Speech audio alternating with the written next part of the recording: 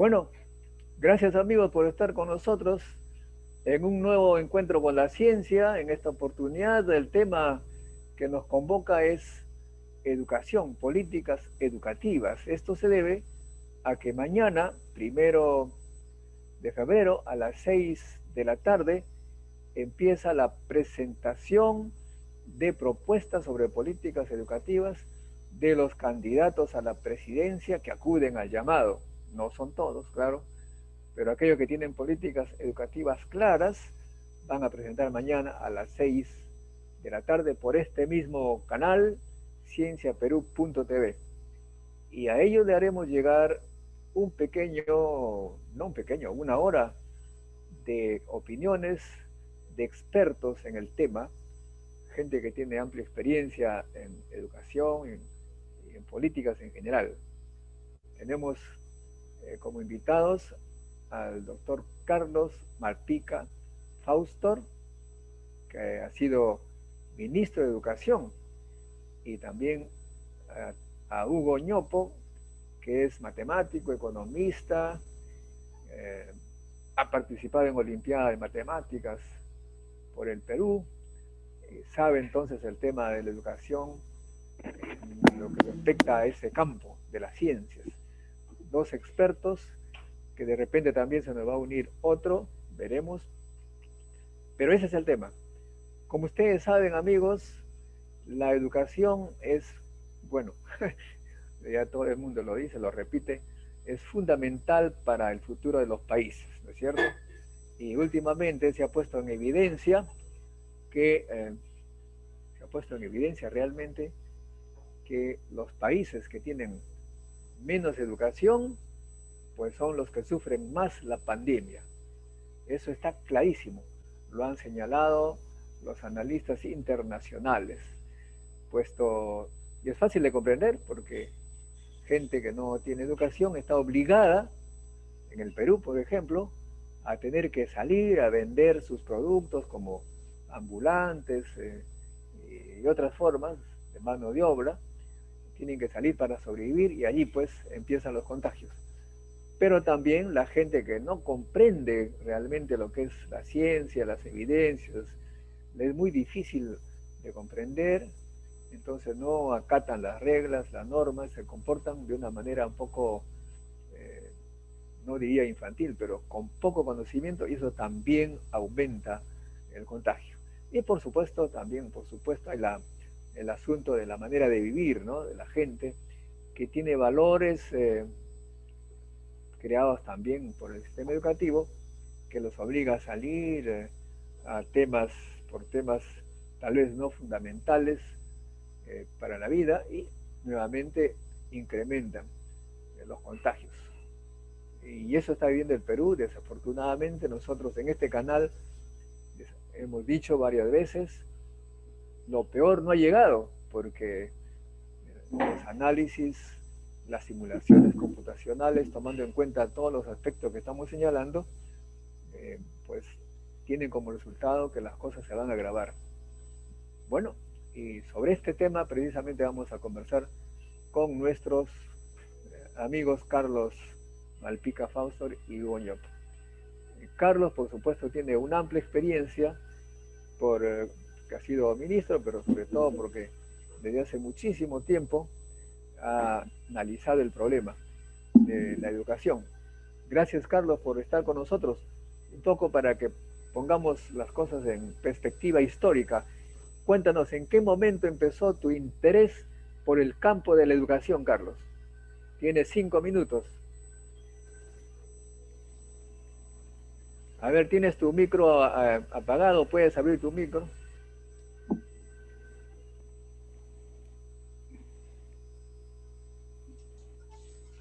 Ahora sí, ¿verdad? Ahora sí, Sí, cuéntame. perfecto. ¿Desde cuándo me interesé por la educación? Mi madre me enseñó en el hogar el amor al trabajo y el trabajo bien hecho. Y mi padre el amor a los aprendizajes, a la educación. Te cuento una anécdota. Desde muy pequeño paseando por Lince, mi padre ve un pequeño letrero que dice damos clases de inglés. Y yo que tenía 6 años, 7 años, fue y me matriculó. Mi padre apostaba por la educación. Mi padre fue un sindicalista aprista. Y en esa época, pues, había no solamente la tribuna clandestina, sino también había las universidades populares más adelante. De manera que con esos dos motores, del amor al trabajo y el amor a la educación, es que he tratado de navegar en todos estos años. Más adelante ya yo casi no alcanzo a entrar a la educación secundaria, porque en esa época no todos entraban. Había cupos, solamente el primero de la clase de una escuela fiscal podía entrar a la educación secundaria, y yo no salí primero, sino salí segundo. De manera que no tuve el acceso directo, tuve que entrar por una escuela privada, que más tarde se convierte en un paso por la escuela municipal, y finalmente en la escuela de aplicación, colegio de aplicación del Instituto Pedagógico. Entonces era natural con mis profesores de secundaria, de cuarto y quinto, que eran profesores al mismo tiempo del Instituto Pedagógico, gente de gran valía, pues el amor a la educación fue desarrollándose mucho más, ¿no? Y al terminar pues la secundaria en el colegio de aplicación, entré por concurso como becario por Lima a la carrera profesional, de manera que estudié en el Instituto Pedagógico, que más tarde se convierte en Escuela Normal Central de Varones, y nos trasladamos a La Cantuta, o sea que mi último año de estudios lo hice en La Cantuta, ya en un nuevo contexto, en otra dimensión de percepción de la educación, una visión mucho más global, más moderna, prospectiva, de comunidad, etcétera, ¿no? La Cantuta era una verdadera ciudad universitaria de la educación, los maestros vivían ahí en La Cantuta, ¿no? Interactuábamos día y noche, o sea que era muy linda experiencia. De manera que eso es lo que me ha servido a mí para acendrar mi interés y mi amor por la educación. Bueno, eso es interesante. Y en el caso de Hugo Ñopo, ¿cómo es que se interesó en el tema educativo, Hugo? Bueno, yo nací en un hogar de educadora. Mi madre fue profesora de secundaria y enseñaba castellano y literatura.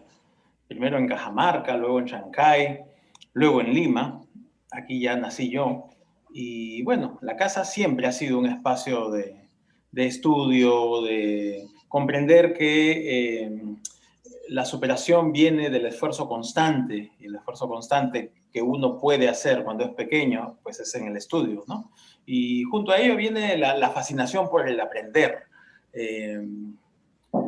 Spinoza lo tiene muy claro, ¿no? Es a través de la emoción que mejor podemos aprender. Y entonces esos momentos eureka, esas epifanías que trae cada uno de los aprendizajes son los que nutren el día a día.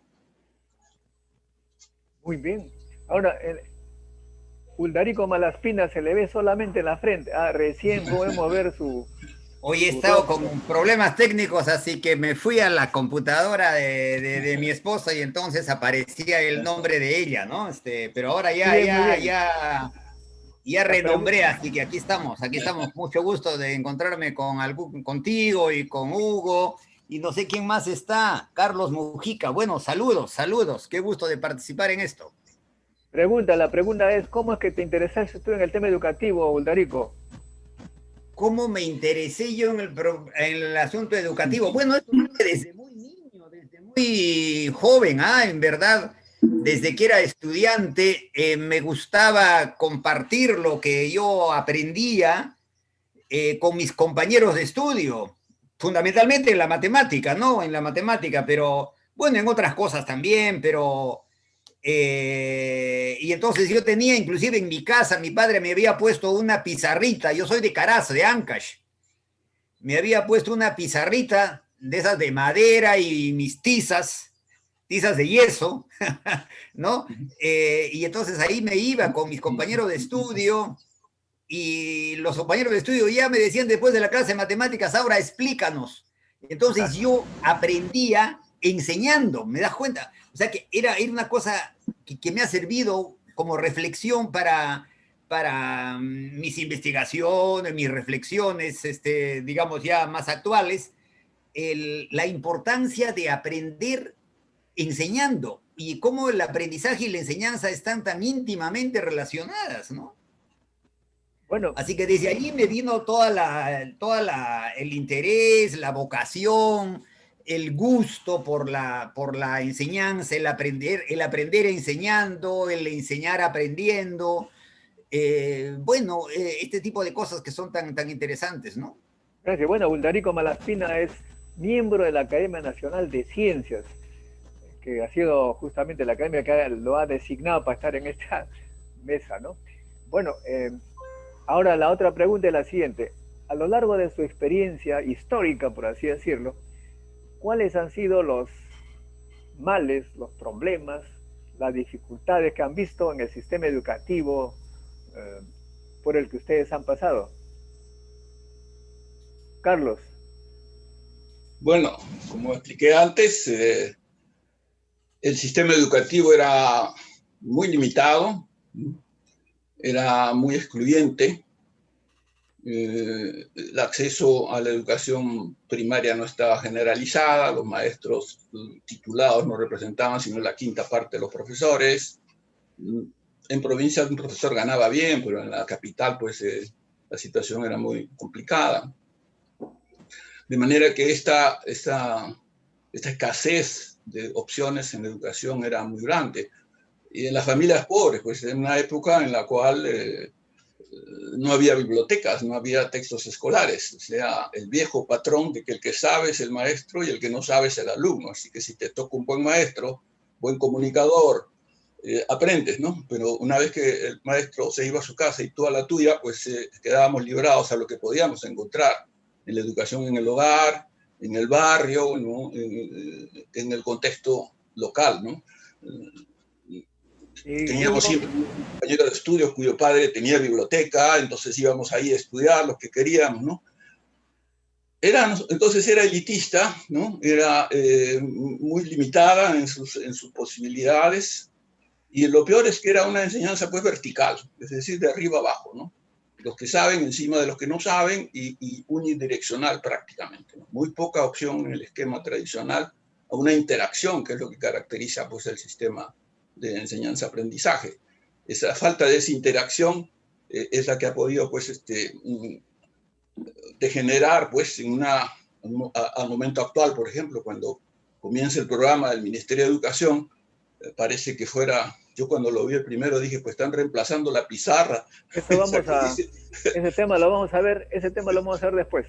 Ya. Hagamos la experiencia histórica, Hugo, tuya. Pues muy similar. Yo de repente podría subrayar que cuando yo estaba en el colegio, digamos, educación primaria, secundaria, y en los 80s, ya se veía ese lamentable deterioro del estatus de la profesión docente. Si 50 años atrás, 80 años atrás, los profesionales más destacados eran los docentes en un país como el nuestro, ya en algún momento eso se deterioró. No necesariamente los más destacados iban a la docencia, los más destacados comenzaron a ir a otras especialidades, la medicina, la ingeniería, otras especialidades. Y entonces, lamentablemente, uno se topaba con profesores que no eran los más motivadores, que no eran aquellos que podían contagiar ese entusiasmo por aprender las matemáticas, que es lo que alrededor de lo que nos estamos convocados en este momento, pero aprender en general todo, ¿no? Y ese sigue siendo uno de los problemas más importantes de nuestro sistema educativo. Tenemos varios limitantes, claro, tenemos limitaciones en infraestructura, tenemos limitaciones en muchos sectores, pero si hay un factor clave que la literatura de investigación educativa dice va a cambiar las cosas, es la persona, es el humano, es el ser humano, es el docente. Entonces, es ahí donde deberíamos centrar nuestros esfuerzos, nuestros limitados esfuerzos, nuestros limitados recursos para una mejora. Ese ya viene para las políticas actuales. Vamos a ver, Ularico, ¿cómo fue lo tuyo? Bueno, interesante. Yo tengo que volver a lo que decía en mi segmento anterior. Y yo pues he estudiado la primaria y la secundaria en el pueblito de Caraz, que es la capital de la provincia de Huaylas del departamento de Ancash, y en el colegio, la secundaria en el Colegio Nacional 2 de Mayo, ¿no? Digo todo esto porque coincido con las cosas que han dicho antes de la mirada al sistema educativo, pero mi mirada es un poquito más desde la provincia, donde la profesión docente efectivamente no tenía, digamos, el peso social que tiene un médico en provincia, o que tiene el párroco en provincia, ¿me entienden? No tiene ese peso, pero sí tiene un peso un poco diferente al que tiene en una ciudad grande, una ciudad capital como Lima, por ejemplo, ¿no? Entonces el maestro de alguna manera era considerado, ¿no? Y el sistema que mencionaba Carlos, el sistema vertical y todo esto, pues se manifestaba, pero por ejemplo habían detalles interesantes que todavía se perciben. El maestro que pese a sus limitaciones era muy dedicado, muy preocupado a su manera y con sus esquemas, muy preocupado por hacer todo lo que podía para sus alumnos. Y es que en la provincia, por ejemplo, no había la oferta de trabajo que hay en la capital, ni la necesidad quizás de un mayor ingreso como hay en la capital, como hay en Lima, ¿no? Entonces el profesor enseña y se va a su casa, o bueno, de paso se va al club, o se va a los amigos, o qué sé yo, ¿no? Pero se dedica a enseñar, y entonces se preocupa por preparar su clase, por hacer sus cosas. Y yo percibía varias de esas cosas en mis profesores, ¿no? Y después una cosita de pasada, pero que es interesante, que Hugo ya no la ha vivido seguramente, no sé si Carlos, pero en mi época había, y ya en la primaria, cursos de carpintería un bimestre y de mecánica en el otro bimestre. O sea, que a uno ya le enseñaban a manejar el martillo, el cepillo, ¿no? El alicate, manejar, hacer cositas, cosa que también es importante y que creo que de alguna manera se está perdiendo. Y ya en la secundaria había la enseñanza, la secundaria industrial, la secundaria comercial, la secundaria agropecuaria, que eran paralelas a la secundaria llamada común y que también daban otro tipo de formación interesante, ¿no? Bueno, esas cosas han cambiado, han evolucionado, no sé, pero Muy es bien. interesante, ya que se habla del sistema educativo, recordar esas cosas.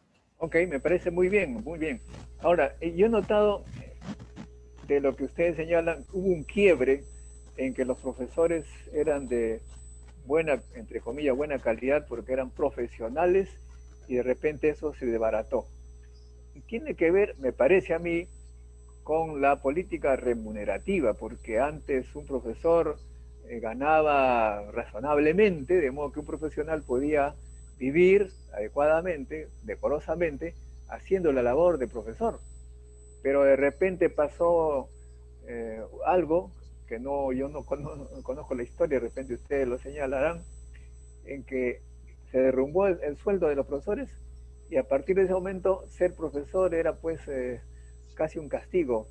Si no podías entrar a una universidad donde se enseñaba una profesión que no sea profesor, pues estabas condenado a ser profesor, o sea, un sueldo tan bajito, y claro, ya como nadie quería ir a ese campo, la educación se fue deteriorando y actualmente tratan de un poco mejorar, pero los profesores fueron aquellos que ingresaron con las remuneraciones anteriores, donde entonces ya no se puede, digamos, pedirle peras al olmo, me parece a mí. ¿Cuál sería la solución para el caso concreto? Mejorar la calidad educativa. ¿Será suficiente dar cursos, etcétera, o realmente aumentar los sueldos y convocar pues a nuevas generaciones de profesores? Carlos. En la planificación tenemos lo que llamamos las variables duras, o sea, aquellas que pesan y no se pueden cambiar fácilmente. Son tendencias afirmadas, afincadas, y el planificador que visualiza y propone y organiza esfuerzos para llegar a unos objetivos y a unas metas, tiene que considerar que hay algunas variables que no se pueden mover fácilmente, ¿no? Desgraciadamente los políticos pues ofrecen de todo, ¿no? Si tienes te ofrezco un puente, y si no hay puente, si no hay río, te pongo el río y cosas de esas, ¿no? Lo estamos viendo ahora en la campaña. Entonces hay un problema muy serio.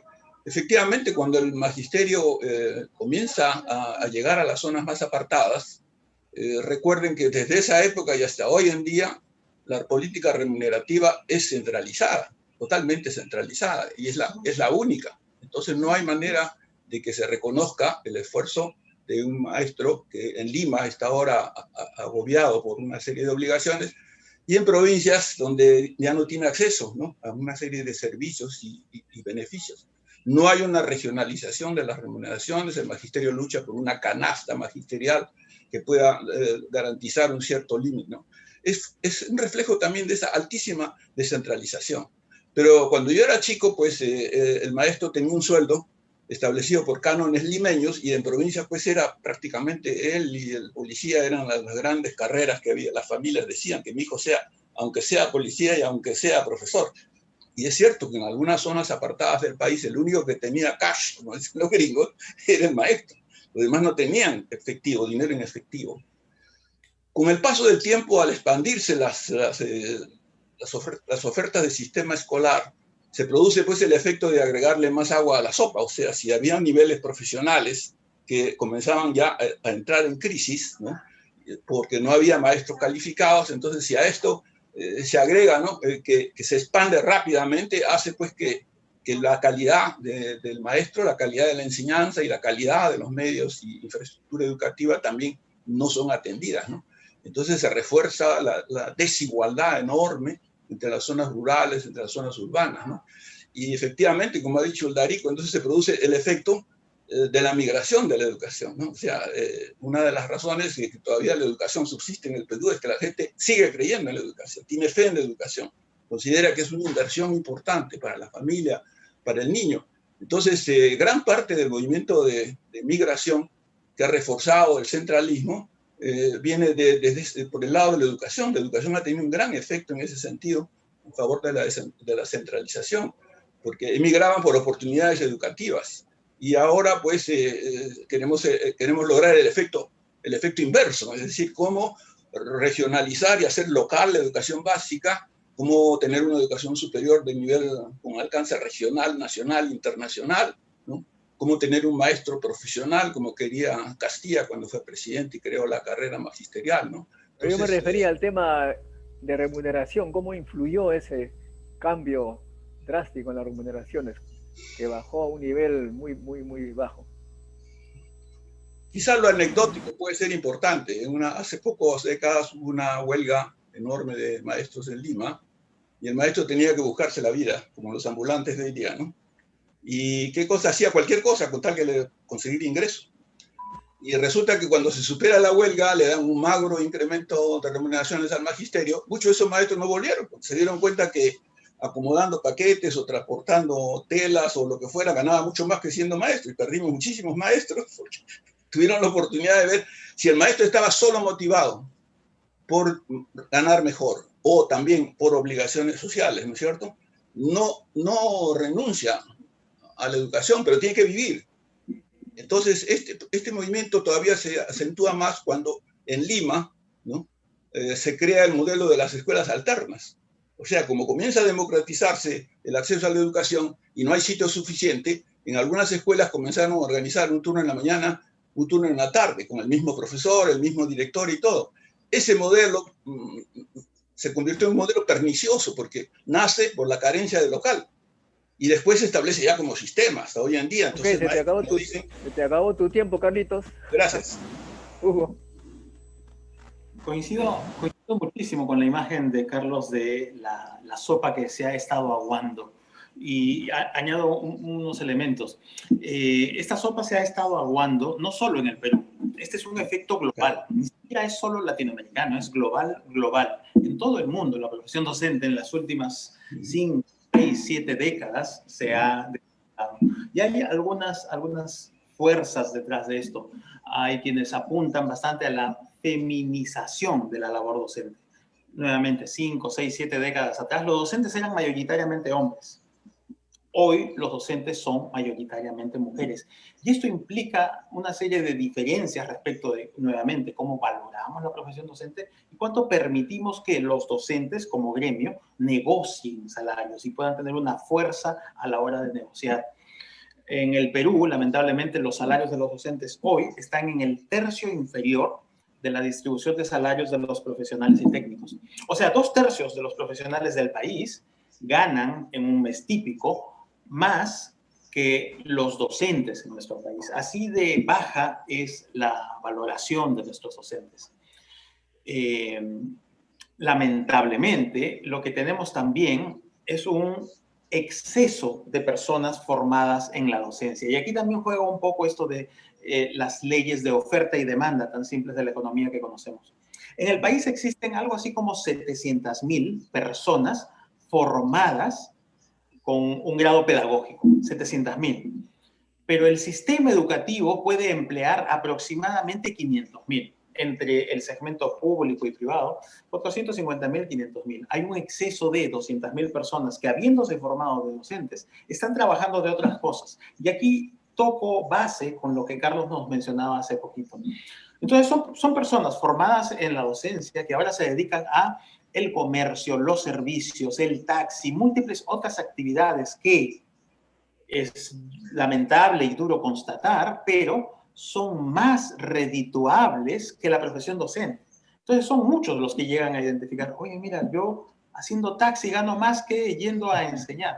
Ah, bueno, tomo una decisión. Y después, ¿qué pasa con sus colegas que sí están en el aula? Comienzan a ver, oye, si yo hiciera si yo vendiera tales o cuales cosas, o hiciera este taxi en mi sobretiempo, ganaría más que como docente. Y entonces después resulta que nuestros profesores en el sistema educativo tienen en un porcentaje altísimo doble y hasta triple jornada, donde ya la segunda o tercera jornada no son en la docencia, sino que son en otras actividades para complementar los ingresos. Y entonces su disponibilidad de tiempo para pensar en el trabajo extra, pensar en el proyecto extra para los estudiantes, lo que nos contaba Darío, que decía su maestro en Caraz, no existe. Lamentablemente no pueden hacer eso, ¿no? Entonces ahí también hay un problema. Pasamos ahora a Uldarico. ¿Cuál es tu idea? Bueno, yo creo que el tema de la remuneración propiamente dicha ya lo han tratado ampliamente Carlos y Hugo, inclusive con detalles, con especificaciones cuantitativas. Yo solo quisiera remarcar de que efectivamente la valoración de la profesión docente es sumamente importante en nuestra sociedad. Y para el sistema educativo es fundamental que en la sociedad el profesor esté bien considerado como profesional. Y naturalmente una manera de considerar esa calidad como profesional es por la remuneración que tenga. Curiosamente, ¿no?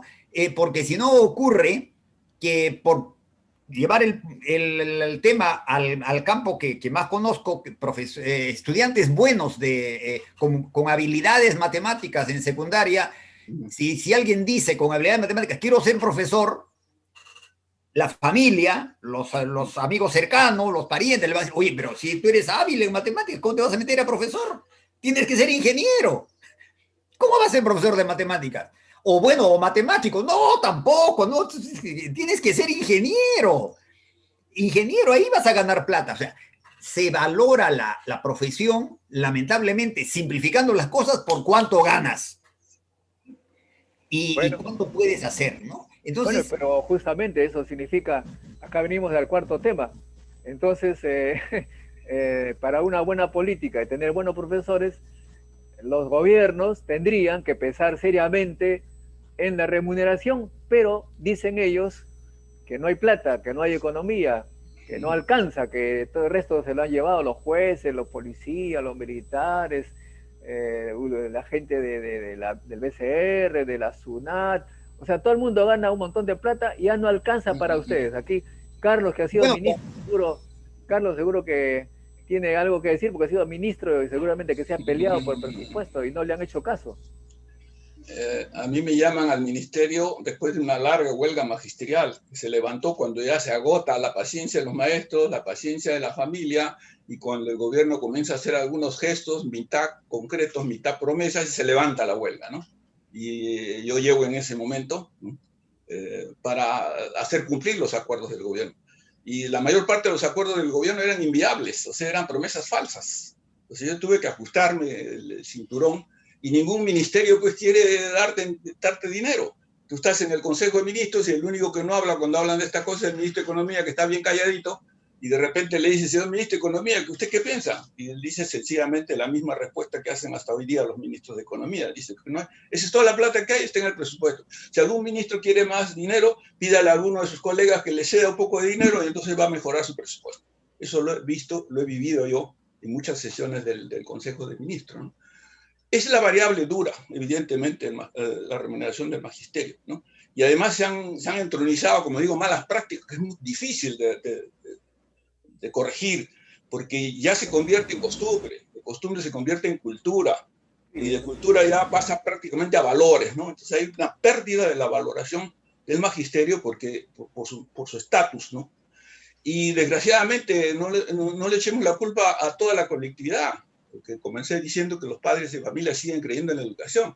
Parece que el que no cree en la educación es el gobierno, porque complementando y precisando lo que dice Hugo, el maestro es el profesional del Estado peor pagado, y no es de ahora, es de décadas que es el profesional peor pagado. Entonces hoy en día se puede formar un policía, con todo respeto a nuestra Policía Nacional, en 6, 7, 8 meses en programa acelerado, y al salir gana mucho más que el maestro, que ha estudiado 4 o 5 años. No hay premio, la carrera tiene pasos así muy lentos. La ley de la carrera es una ley obesa, enorme, de 300 y cuantos artículos. Yo lo reduciría a 5 o 6 nada más, como hizo Castilla, y podríamos estar viviendo otra realidad, ¿no? Los maestros piden el estudio de una canasta magisterial para tener, pues, garantizar que la sociedad garantice a los maestros, ¿no? Ahora, hay ventajas que habría que tener en cuenta con la evolución que se produce en el Perú, ¿no? Hemos vivido toda una época de crecimiento de las filas magisteriales. Se necesitan muchos maestros, muchos más maestros. Pero ahora las curvas de población comienzan a declinar, entonces ya tenemos menos maestros. Entonces, eso debería haber sido analizado. Lo que pasa es que somos gobernados hace varias décadas sin planes nacionales de desarrollo, con planes y presupuestos anuales. Entonces, falta esa perspectiva, ¿no? La educación es una inversión en el capital humano de la nación. Y eso no ha entrado todavía en el esquema de la economía y la política. Eso me hace pensar, como neófito en el tema, que las prioridades del Estado están un poco contra lo que significaría tener un buen futuro, porque si se prioriza cualquier cosa menos lo principal, que es la educación, no nos queda otra alternativa que decir que prospectivamente esto va a empeorar, va a haber más ambulantes, más desempleados, y por lo tanto gente que no va a tener trabajo, y por lo tanto más violencia, y eso significa que se va a requerir más policías, porque para atrapar a los delincuentes hay que poner más policías. Los delincuentes, como no tienen que comer porque no tienen educación, no importa que me agarren, pero yo voy a tener que llevar algo para mi casa, etcétera. O sea que a mí, si no se prioriza la educación seriamente, comenzando por la remuneración de los nuevos profesores, porque tampoco pienso que aquellos que entraron ganando poquísimo van a ser de repente brillantes profesores. ¿Cómo lo analizas, Hugo, que tú eres además economista? Además economista, sí. Subinvertimos en nuestra educación, y eso está claro, el diagnóstico es muy claro. Pero también tenemos un Estado que subinvierte en seguridad, subinvierte en salud, lo estamos viendo ahora. O sea, subinvertimos en múltiples sectores, en múltiples temas. Entonces, hay que preguntarnos qué es lo que está detrás. Lo que está detrás es que tenemos un Estado que recauda muy poco. Los ciudadanos pagamos muy pocos impuestos. Quienes pagamos una tasa muy baja, y una enorme mayoría de peruanos no pagan nada de impuestos. Entonces, ahí hay un reto gigantesco en ampliar la base tributaria y aumentar la tasa de recaudación. Esta es la parte... Pero Hugo, perdón, pero yo veo que hay gente que gana un montón de plata en el Estado. Hay gente que recibe por bonos de producción 200.000 soles, lo que el profesor no gana en toda su vida. O sea, que no me digas que no hay plata, yo hablo de priorización. Como dice Carlos, la vez pasada me llevó un señor a una conferencia a una institución militar, un taxista, y él es técnico, o sea, de las Fuerzas Armadas. Él, como técnico, gana más que cualquier profesor de la universidad, y cuando se jubile va con cédula viva, y mientras que el profesor de la universidad se va a la miseria ganando 1.000 soles al mes. A eso me refiero, o sea, hay plata, pero está mal distribuida, ¿o no?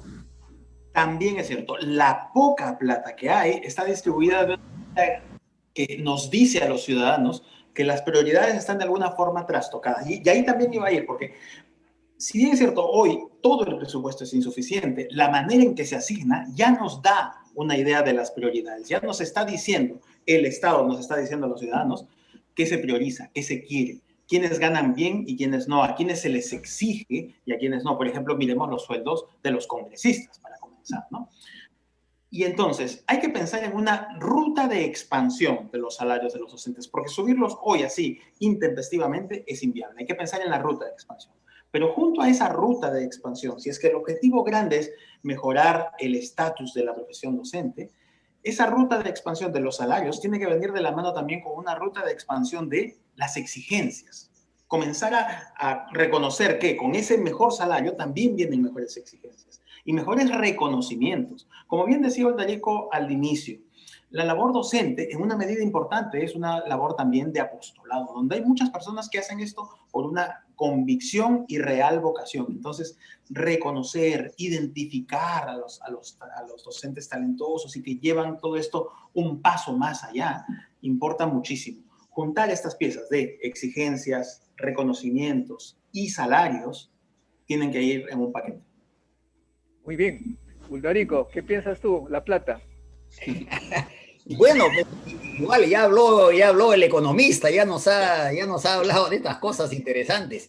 Yo iba a insistir y remarco lo que dice Hugo, que el asunto es de priorizar.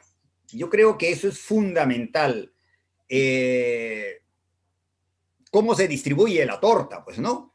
Esto es esencial en la política general, en la política nacional. Y creo que esto va de la mano con una concepción de lo que significa finalmente ser profesional, quizás en el sentido más amplio, ¿no?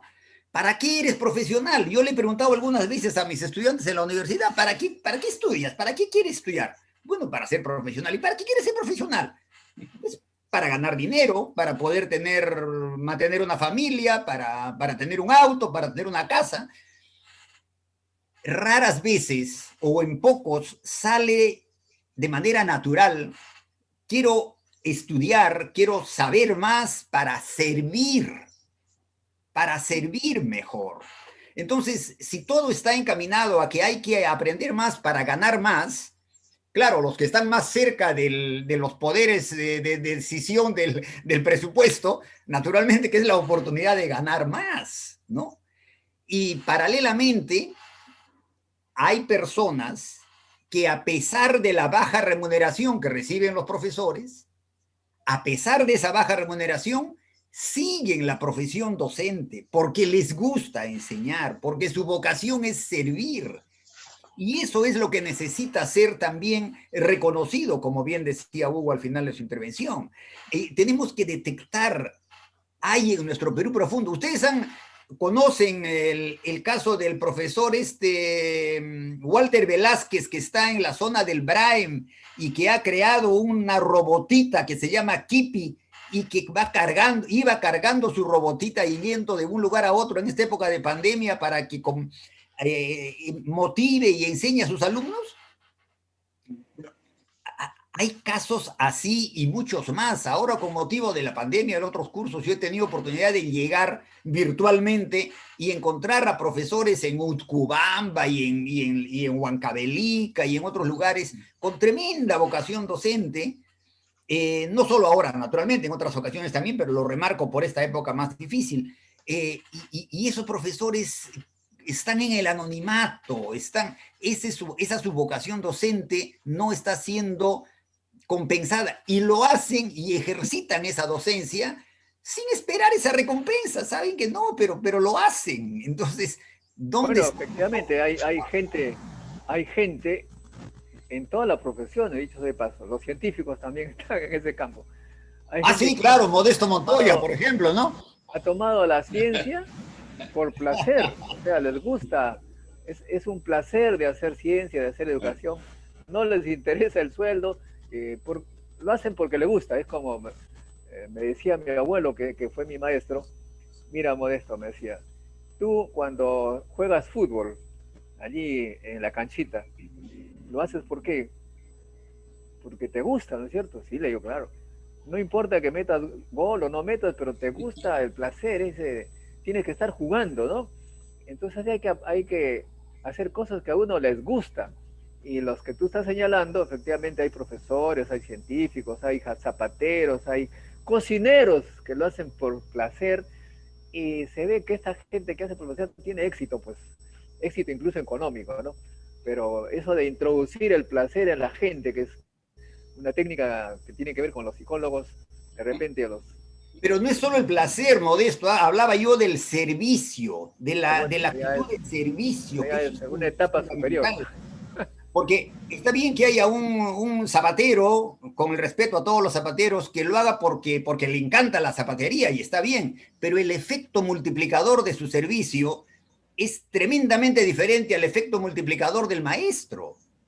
Entonces, el efecto multiplicador de esa profesión docente es fundamental. Y así como hay un efecto multiplicador positivo, hay un efecto multiplicador negativo con los malos maestros, pues evidentemente, ¿no? Entonces, eso es fundamental tenerlo en cuenta. Entonces, aquí pasamos entonces al último tema. Estamos en pleno proceso electoral. Han visto, sin mencionar nombres, claro, candidatos que usted intuyen que están tomando el tema educativo con seriedad, porque yo tengo un amigo que de repente a ustedes le va a sonar, que me postuló 2 veces para ser congresista y le pregunté si iba a postular la tercera vez. Me dijo, no, ni hablar. ¿Y por qué? Porque yo vendo algo que nadie quiere comprar. ¿Qué cosa es eso? La educación. O sea que tú prometes educación, no te elijan, pues tienes que prometer otra cosa. Pero hay algún candidato que por lo menos ustedes ven que está sintiendo la necesidad de una educación para el Perú y que por necesidad electoral no tome en cuenta, digamos, este tema. Carlos, no menciones nombres, ¿ah? No, justamente estoy pensando en un periodista muy importante en el Perú, no voy a dar el nombre, que confesó en una entrevista y dijo, yo estoy apostando a un puesto político, estoy en campaña, le dice, sí. Y le dice el otro, y esperas ganar, le dice, mira, la verdad, hermano, más gano como postulante que si llego al Congreso. Si llego al Congreso me friego, pues voy a tener que trabajar. En cambio, en este periodo estoy ganando muchísimas cosas. También esa idea del servicio. Tú entras a la educación para servirte de la educación o para servir a la educación. Cuando yo egreso del pedagógico era el segundo en la promoción. Y el primero, provinciano, dejó la carrera docente porque su sueño era ser ingeniero y se pasó a ingeniería. Y al pasarse a ingeniería, yo que era segundo pasé a primero y esa anécdota ha tenido un peso enorme en el desarrollo de mi carrera, todo lo que se me abrió, ¿no? Viste que en primaria ya tuve ser segundo al fin de la primaria. Bueno, en secundaria ya salí muy bien, por eso entré al pedagógico, pero ya cuando salgo ya era segundo y alcanzo, ¿no? Alcanzo una oportunidad. Mira, para resumir, nosotros en el Perú tenemos una educación pobre y una educación para los pobres y una educación pública que fabrica pobres, ¿no? Igual en salud. Y como decía Hugo, esos son servicios fundamentales, la educación, la salud, la seguridad, esos son funciones esenciales del Estado. Entonces, si nosotros muchos condenamos esta constitución, que yo tuve que taparme la nariz para jurar cumplirla, que condena al Estado a un rol subsidiario, ¿no? Entonces, si el Estado no aporta a la educación pública y a la salud pública, ¿no? Entonces ha proliferado pues el negocio, ¿no? Hay grandes fortunas, no solo dinero, sino poder político, a quienes se dedican a la escuela, a la educación privada y a la salud privada, ¿no es así? Un gran descaro. Entonces quiere decir que aún tomando el extremo, uno podría estar de acuerdo que el Estado no se meta ahí donde el privado ya es suficiente, y bueno, esa regla no es aplicable en lo que son las funciones inabdicables del Estado, y entre ellas está la educación. Yo creo que esa es la raíz del problema, ¿no? Y al magisterio, bueno, el magisterio no es una clase en realidad, es el colegio profesional más grande del país, el más grande que hay en el país, y ahora tiene liderazgo mucho empuje, pero le falta mucho por lograrlo, ¿no? Entonces, claro, el maestro de vocación, yo creo que eso es lo que se quería decir por mis colegas, ¿no? Lo que se pide es educación, ya. Pero en esas condiciones, ¿no? Yo siempre digo, bueno, pues pidámosle que sea un héroe, pero no lo condenemos a ser un mártir, ¿no? Porque tampoco puede ser bueno. Ok. Hugo, cuéntanos, Hugo. Bueno, en esta época electoral seguramente todo candidato presidencial va a decir cuánto le importa la educación. Y nadie se puede dar el lujo de no decirlo. Entonces no hay que prestar atención a lo que dicen, hay que prestar mucha atención a la concordancia entre lo que digan y lo que hagan. Ese puente entre lo que se dice y lo que se hace es fuerte. Y ahora en esta época de información, de redes sociales y todo, buscar esas concordancias debería ser relativamente fácil. Hay una comunidad que nos debería permitir llegar a esa información y prestarle más atención a esa concordancia entre lo que se dice y lo que se hace. Porque aquí retomo muy bien lo que nos dice Carlos. Estamos en esta sociedad donde la educación, en una medida importante, lamentablemente se ha convertido en negocio. Y ese negocio de la educación nos está llevando a unos entrampamientos bien importantes. Porque nosotros queremos una educación de altísima calidad. Y esa altísima calidad cuesta, claro que cuesta, pero no debería salir de los bolsillos o de las billeteras de cada hogar. Ahí es donde deberíamos tener una provisión pública que permita que todos los peruanos con el talento y el esfuerzo suficiente pudieran llegar a esa sin que su billetera se los permita o se los restrinja.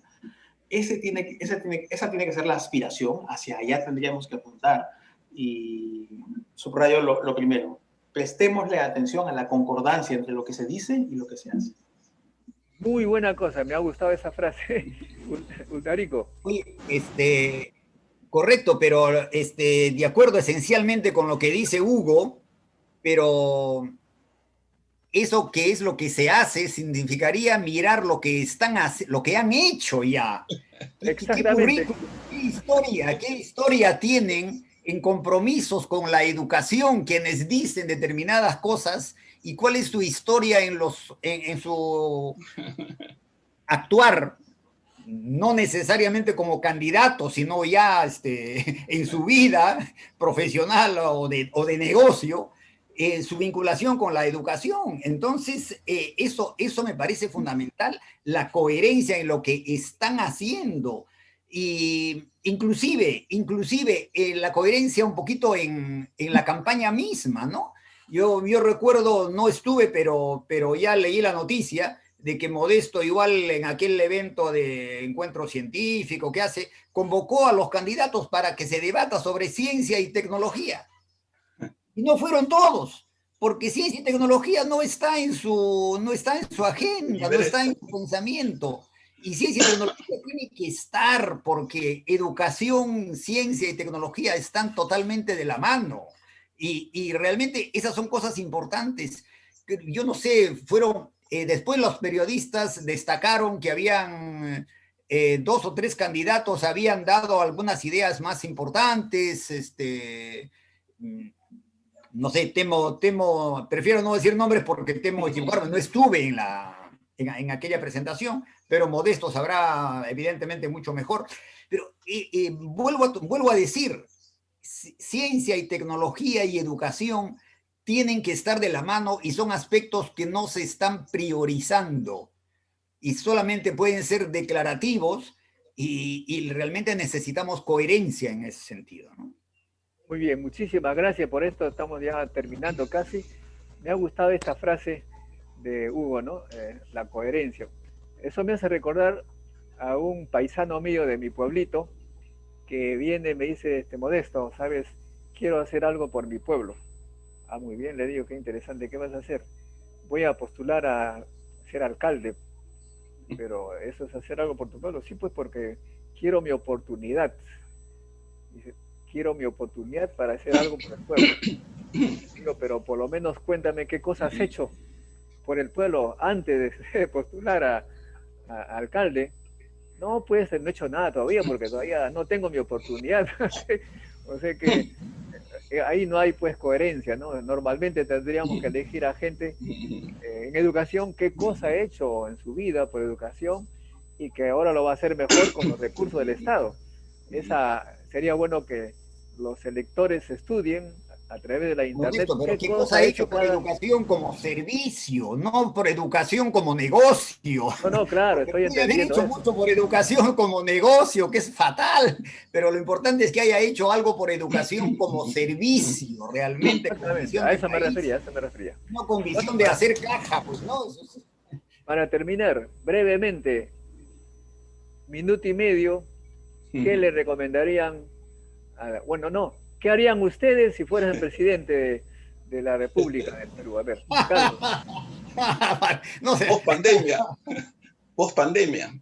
Sí. Sí hay cosas que se pueden hacer. Sí hay cosas que se pueden hacer, yo creo. Ejes estratégicos, prioritarios dentro de un alcance mediano y largo plazo, sí.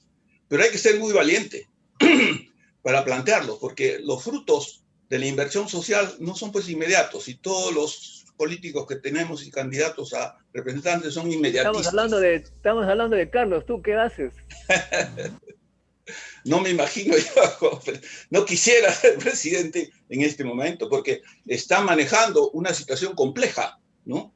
Que hay que analizarla desde el punto de vista científico, económico, político, social, laboral. Y entonces cada uno tiene la razón, pero ¿cómo resuelve la cuadratura del círculo? ¿Mm? Por más científico que seas. Y es probable que habrá pues que castigar primero a uno, después al otro en ciertos niveles, y eso no lo va a aceptar. Acá yo lo que tengo miedo en este momento es un desborde, que la gente ya salga a la calle y diga, ¿qué me importa el gobierno? Que me ponga multa, pues que vengan 10.000 policías, como está pasando en Holanda en este momento, ¿no?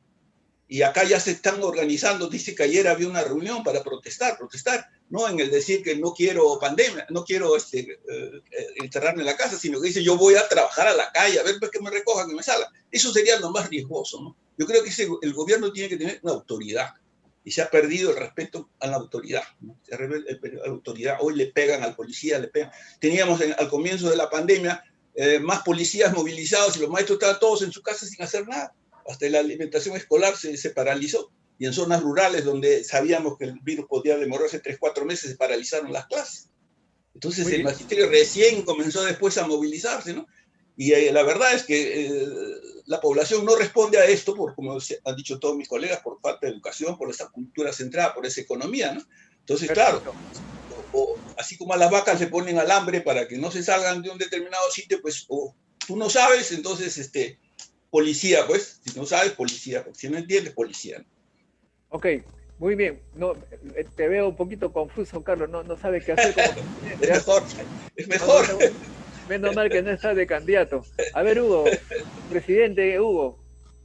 Yo quiero reforzar lo que ya dije, el foco en los docentes. Un foco en los docentes que eleve sus salarios para todos, y junto a esto que eleve las exigencias para todos. Mejores salarios, mejores exigencias. Y luego un reconocimiento social claro y muy bien difundido a toda actividad destacada. Muy bien, Uldarico. Sí, bueno, ya lo han dicho, creo, pero la idea fundamental, ya el problema es cómo concretarlo, ¿no? Pero hay que priorizar educación y salud, seguramente, y que no sean vistas como actividades lucrativas, sino de servicio y de atención. O sea, educación y salud no lucrativas.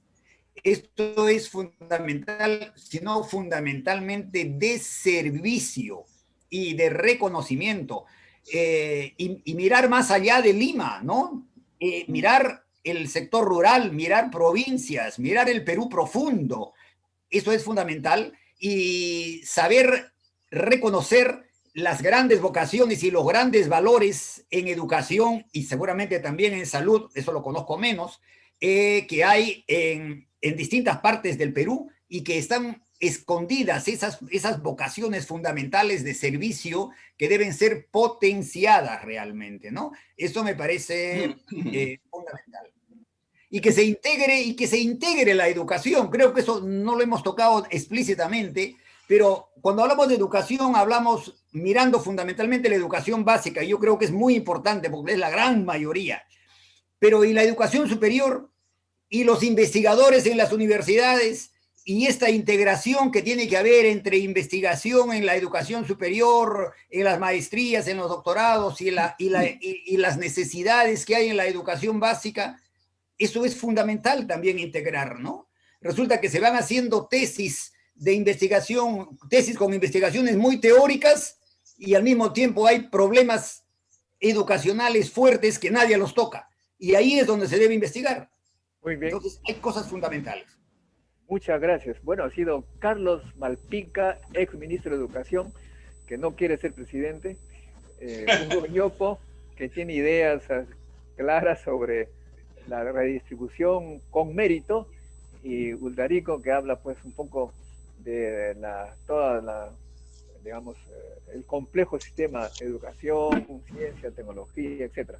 Lo que Hugo quiere decir algo. No, estoy escuchando. Entonces, bueno, lo importante, amigos, todo el mundo lo sabe, es fundamental que sepamos elegir. Ya se ha señalado aquí, ver qué cosas han hecho los candidatos en su vida, cómo han servido a la comunidad, para saber cómo podrían servir al Perú con los recursos del Estado. Eso es importante. Eso es interesante. Ahí sí quiero completar lo que dijo Hugo. No elijamos candidatos que se presentan como cuyes escondiendo la cola larga. Bueno, no, eso ya es palabra mayor. Entonces, amigos, ya está claramente demostrado pues en los países que aquellos que tienen alta educación, se habla de Finlandia, Corea del Sur, Japón, que dan importancia a la educación, está muy bien. Nosotros estamos del otro lado. Esperemos pues que los candidatos que se van a presentar mañana a las 6 de la tarde por este mismo canal nos digan algo nuevo y ustedes vean, estudian la vida de ellos, comenzando por cuánto sacaron en promedio en la primaria y en la secundaria, a ver si eran buenos estudiantes. Estén atentos porque de la educación del Estado depende el futuro del país. ¿Por qué razón? Porque el 90% de los peruanos prácticamente dependen de ese tipo de educación, o de repente un poco menos, y si no tenemos un buen sistema educativo, estaríamos con un país que está trabajando con un porcentaje pequeño de su capacidad intelectual.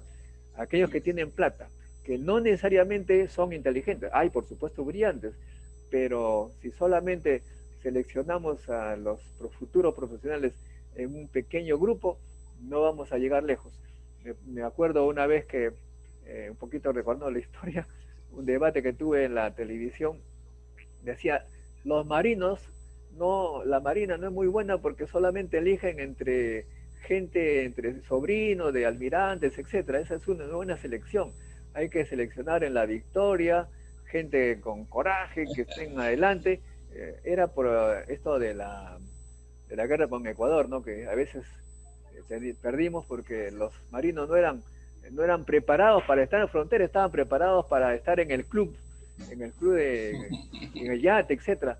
Necesitamos entonces abrir así también el campo de selección para la educación en todo el Perú para que entren, como dice Uldarico, todas las regiones para tener una selección nacional real de profesionales. Muchas gracias, amigos. Muchas gracias, Carlos, Uldarico, Hugo. Será con nosotros hasta un próximo encuentro con la ciencia el próximo domingo a las 10 por este mismo canal. Chao. Chao. Gracias. Qué gusto. Gracias.